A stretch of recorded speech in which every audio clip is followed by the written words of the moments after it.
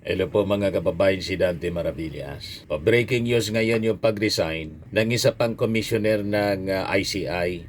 Ayan po, breaking news, Rosana Fajardo nagbitiw bilang commissioner ng Independent Commission on Infrastructure. Ang sabi, yung resignation, effective December 31, 2025. Paano na niya Mr. Maravillas niyan? Maubos na, isa na lang yung natira.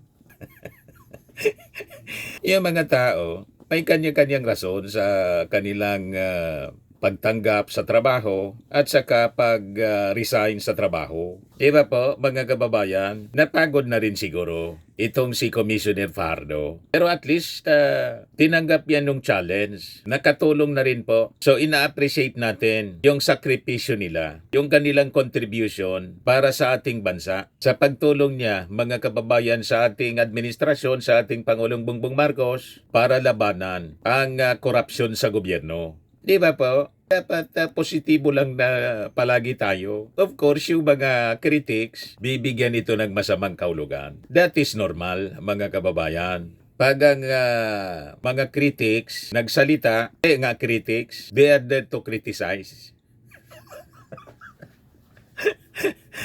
Di ba po? Anyway, ito yung naging statement, mga kababayan, ni Commissioner Fajardo, kung bakit siya nag-resign na rin. Sabi niya, I have completed the work I set out to accomplish when I was appointed. CPA Rosana Fajardo nag-resign na sa Independent Commission for Infrastructure. So, kumpleto na din pala. Accomplish na din niya kasi niya yung kanyang trabaho bilang member ng komisyon. O diba? At unang-una mga kababayan, that is the design ng ating Pangulong Bongbong Marcos ng Independent Commission. Hindi man po siya talaga dinisenyo para maging permanente. Yung ICI temporary interim body para lang naman po tumulong mapabilis yung investigasyon, tumulong po sa ombudsman. Mamaya ibigay ko sa inyo yung basihan ng ating Pangulong Bongbong Marcos sa kanyang pagbuo mga kababayan ng ICI based sa executive order na kanyang pinalabas. But meanwhile, basahin muna natin yung naging statement, full statement po ni Fajardo. O ito siya, statement from the Commissioner, December 26, 2025, resignation from the Independent Commission for Infrastructure. I, Commissioner Rosana A. Fajardo, have tendered my courtesy resignation from the Independent Commission for Infrastructure effective December 31, 2025. Since my appointment in September 2025, I have been committed to advancing the Commission's objectives, particularly in the areas of financial oversights and infrastructure project investigations. Throughout my tenure, I have developed comprehensive approaches for evidence gathering, prepared detailed work plans, and supervised volunteer efforts in investigations. My contributions have led to recommendations aimed at improving government procurement and budgeting processes related to infrastructure projects. I have completed the work I set out to accomplish when I was appointed, ensuring that the foundational goals of the Commission have been met.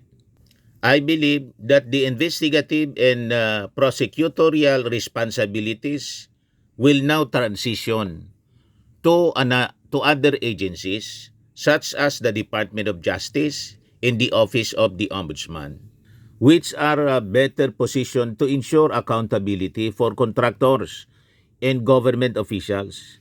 Additionally, with the recent prioritization of bills for the creation of the Independent Commission Against Infrastructure Corruption and the Independent People's Commission, a permanent commission with enhanced powers will be more effective in supporting the Ombudsman's office and prosecuting parties involved in irregular government infrastructure projects. It has been a profound honor to serve alongside individuals who are deeply committed to transparency and accountability, dedicating themselves selflessly to the Filipino people. I am grateful for the opportunity to contribute to a collective mission that prioritizes the welfare of our citizens. So yan po mga kababayan, yung naging statement, official statement ni CPA Rosana Fardo, Commissioner ng ICI. So napakaganda ng kanyang naging pahayag. Kumpleto na niya yung aking trabaho. So wala nang rason para ipagpatuloy ko pa ang pagiging member ng ICI. At may final na rin na bill para sa creation ng isang permanenteng komisyon. Di ba? Wala mang negative po sa naging statement sa kanyang pagre-resign bilang member ng ICI. Pero siyempre, yung mga critics, bibigyan ito ng kulay. Demokrasya naman po tayo. Anyone, pwedeng magbigay ng kung ano-anong opinion, positive or negative, depende kung saan ka nakaalyado. Sa mga critics ng ating Pangulo, sasabihin nila, tingnan mo anya, kasi anya may mga pinoproteksyonan.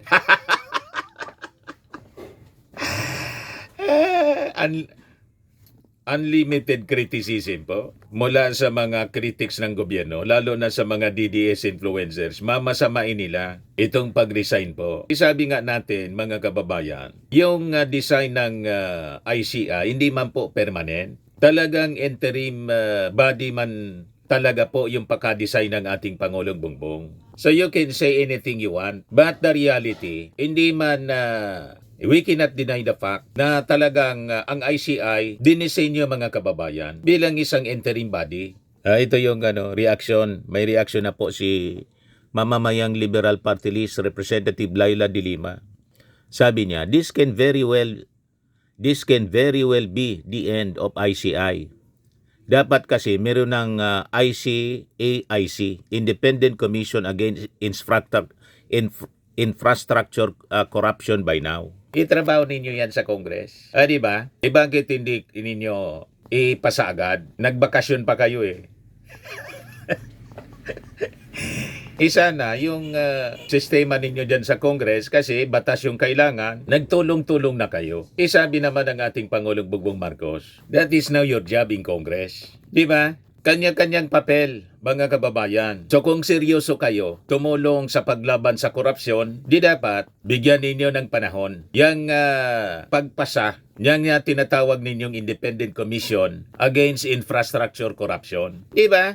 Yung Congress naman, hindi naman sakop ng ating Pangulo.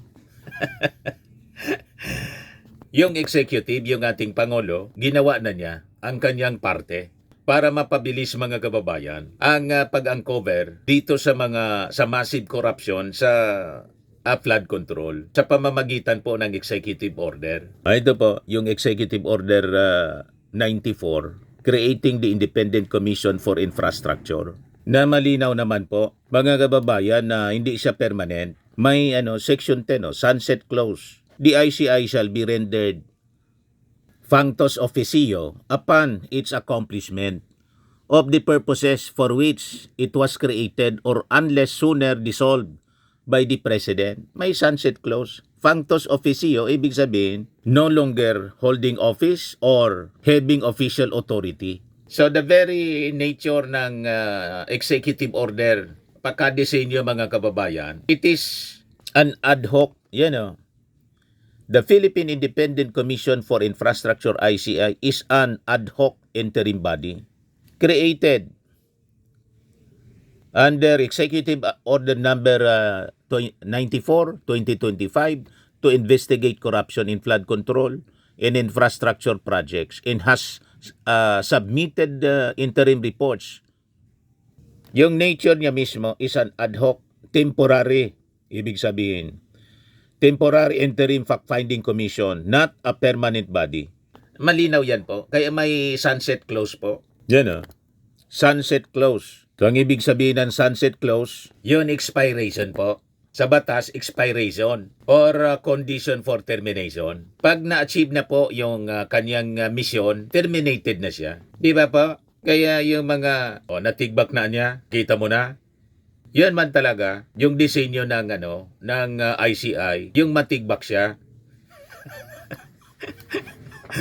Hindi siya permanente. Talagang may expiration siya. Once na na-achieve na niya yung kanyang mission, tulad ng sinabi po ni Fardo, kumpleto na niya. So, magre-resign na niya ako kasi ano pa mang gagawin ko? Tapos na yung mission ko. I have completed the work I set out to accomplish when I was appointed, sabi po ni Fardo. Nililinaw natin ito na mga bagay-bagay mga kababayan kasi gagamitin naman ito ng mga DDS influencers para siraan yung kampanya ng ating Pangulong Bongbong laban sa korupsyon. Ganun lang yan. Ano pa man asahan natin sa mga taong yan? Malinaw naman po na ang nanguna sa paglaban sa korupsyon po sa flood control anomalies, yung ating Pangulo. Ang dami lang nakikisakay, tulad po ni Libeste ngayon.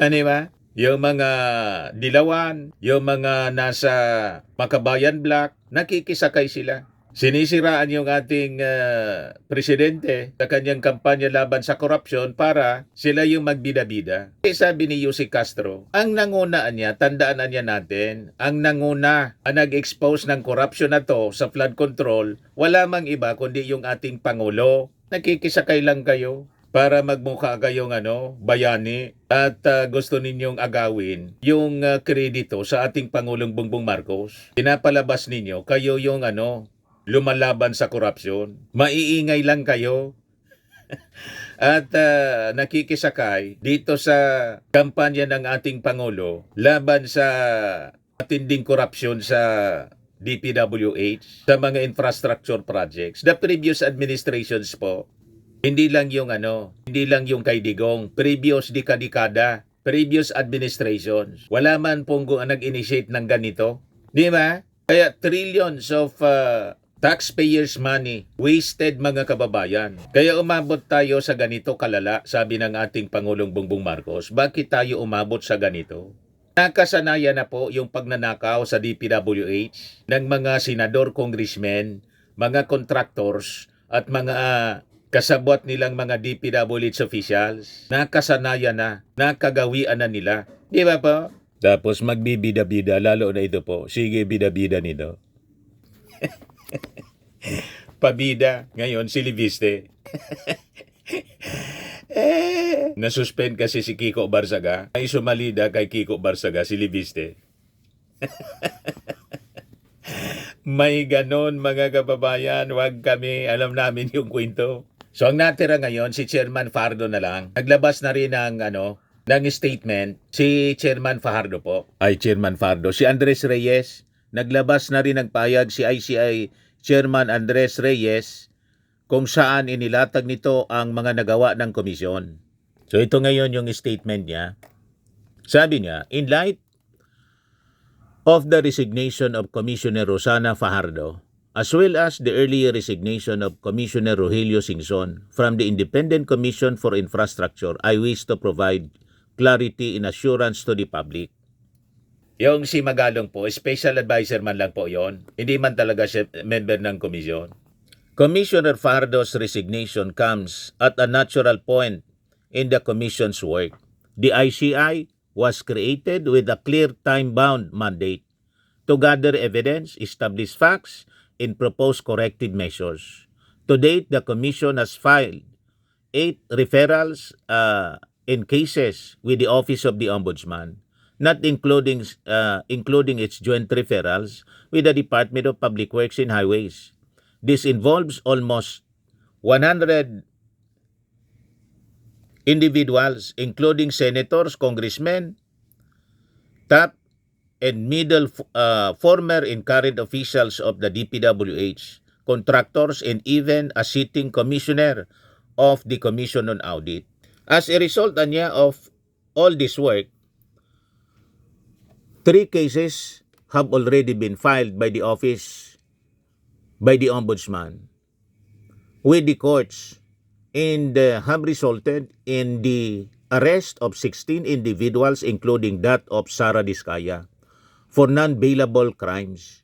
The ICI has also initiated efforts to recover billions of pesos through partnerships with the Anti-Money Laundering Council and other agencies of government. To date, more than 20.3 billion pesos of assets have already been frozen, including 6,538 bank accounts, 367 insurance policies, 255 motor vehicles, 178 real properties, 16 e-wallet accounts, 3 securities accounts, and 11 air assets such as planes and helicopters.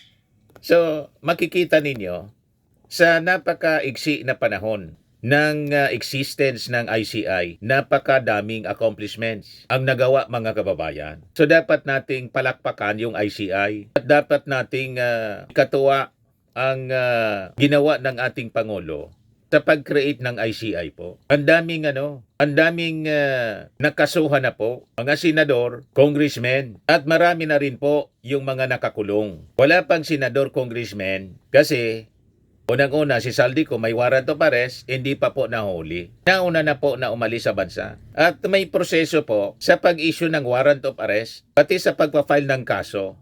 Yung mga nangiinsulto sa ating Pangulo na wala man anyang naipakulong, anong wala? Wala kayong nakikita. Si Diskaya po, big fish, bilyonaryo. Tingnan naman po ninyo, bilyon-bilyon na assets po ang na-recover. Oh.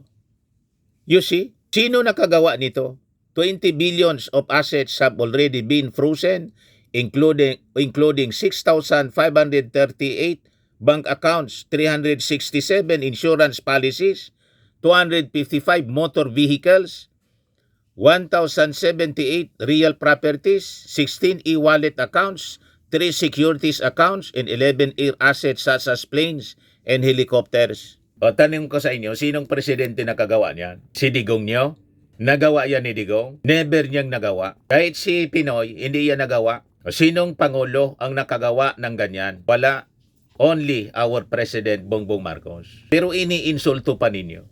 As if may mga naitulong kayo, kayong mga nangiinsulto sa ating Pangulong Bongbong Marcos. Ang tanong ko sa inyo, nangaw-ngaw, may naitulong kayo? Wala. Nag-iingay lang kayong nag-iingay. Pero wala man kayong naitulong sa paglaban sa korupsyon. Maya kayo sa sarili ninyo. So sabi dito, finally, several recommendations have been made to reform the system and ensure that these infrastructure irregularities do not happen again. This include recommending the automatic furnishing to the Bureau of Internal Revenue of all DPWH contracts and transactions exceeding 30 million pesos to expose tax evasion, under declaration, and illicit enrichment by contractors. Pangalawa, recommending the opening of the national budget process to full public scrutiny, especially in BICAM Conference Committee. Ginagawa na ngayon ito by mandating the disclosure of proponents' insertions, amendments, and minutes of all major infrastructures and flood control items. Yung open BICAM po, ngayon lang siya nangyari. Nangyari yan sa previous administrations, hindi. Lahat pa sikreto. Kaya ang daming yumaman sa pangungurakot po. So ito yung mga reforma, mga kababayan na ginagawa. Kayo, may nagawa kayo? Di ba wala? May iya kayo sarili ninyo, yung mga critics ng ating administrasyon. Number 3, binding interagency coordination among the Department of Budget and Management, COA, DPWH, Department of Justice, BIR, and AMLAC, and the Philippine National Police to enable real-time sharing of records in the conduct of parallel criminal, administrative, and financial investigations. Number 4, establishing an interagency technical working group to relentlessly pursue restitution and recovery of public funds lost through anomalous flood control and infrastructure projects. 5. Recommending the immediate suspension of payments for projects under serious review until their physical existence, progress, and compliance are independently verified. Number 6. Recommending the establishment of a centralized national registry and blacklisting system for contractors to permanently bar repeat offenders involved in ghost projects, fraud, and substandard works. O diba? Napakaganda ng mga recommendations ng ICI. Kung hindi binuo ng ating Pangulo, ang ICI mayroong ganito? Di ba wala? Masyado kayo, kung makakriticize kayo, kala ninyo may contribution kayo sa paglaban sa korupsyon. Wala man kayong contribution. Ang katotohanan yan, yung mga ina-idolize ninyo mga politiko, sila yung dahilan kung bakit massive yung korupsyon sa gobyerno. Complicit sila. Hinayaan nila ang ganitong ori ng kalakaran, ninormalize nila yung kickback. Di ba po? Number 7, recommending that the Office of the Ombudsman institutionalize stricter conflict of interest screening, including mandatory cross-checking of statement of assets, liabilities, and net worth with corporate and procurement records to promptly detect and prosecute concealed financial interests. Number 8, recommending the strengthening of whistleblower protection in independent reporting mechanism, including secure hotlines and legal support to encourage insiders to come forward without fear. Number 9, institutionalizing public live streaming of the Commission's investigative hearings to ensure transparency, deter intimidation, and restore public trust. Number 10, recommending the institutionalization of a permanent independent fact-finding body on large-scale infrastructure corruption through the proposed Independent People's Commission and Independent Commission Against Infrastructure Corruption to carry forward this work beyond the life of the ICI. So sabi ni Chairman Andres Reyes, to ensure the fulfillment of its mandate, the Commission will now focus on finalizing the remaining items that will be submitted to the Office of the Ombudsman in order to strengthen and add to the growing number of cases that will eventually be filed with the courts and hold those involved accountable. The Commission remains fully committed to submitting all its final recommendation and ensuring that the appropriate institutions, particularly the Ombudsman, have everything they need to bring these cases forward. The public can be assured that automatic accountability continues and the process that the ICI began will move toward its proper legal conclusion. O yan mga kababayan, yung naging statement ngayon ni Chairman Andres Reyes. O di ba? Pero siyempre hindi natin mapipigilan yung mga black propaganda. Pero at least naunahan na natin mga kababayan yung kanilang mga sasabihin na mga negatibo with the resignation ni Fajardo. Kompleto na yung trabaho at yung ICI, mga kababayan, hindi man siya permanente. Talagang dinesign siya as an ad hoc interim body. May sunset clause nga po. Kaya wag kami mga critics ng ating gobyerno na ang ginawa, magkritika, wala mang contribution para labanan ng korupsyon. Lahat lang kayo ingay, lahat lang kayo panira. Di ba? Wala pang makakapantay sa ginawa ngayon ng ating Pangulo. Wala pang nakagawa nitong presidente. Only President Bongbong Marcos. The previous administration naging complicit, naging pabaya, kasi siguro nagkinabang. Tama? Magyaman din kayo kung magyaman kayo ng ganyan, kung hindi kayo naging complicit, naging parte ng korupsyon. Tama po ang ating mga analysis. Kaya nga gustong tanggalin yung ating Pangulo, i-destabilize, palitan mga kababayan. Kasi yung mga sangkot nito, pag napalitan yung ating Pangulo, natanggal sa pagka-presidente, hindi na ipagpapatuloy ang ganitong mga reforma, paglaban sa korupsyon, itigil ang gulo, tuloy ang korupsyon. Yan ang magiging slogan nila. Itigil ang investigasyon, itigil ang gulo, tuloy ang korupsyon. Masaya sila sa ganyan, mga kababayan, magpayaman mula sa kaba ng bayan. Ayan man lang po yung short video natin. Atid sa inyo nitong napakagandang product natin. I am Amazing Pure Organic Barley Powdered Drink Mix from Australia. May amazing solid deal po. Christmas time promo. Get 35 boxes for gold. Platinum, get free 100 boxes. And for jade, get free 150 boxes. Message na lang po kayo sa aking architect entrepreneuris Maravillas.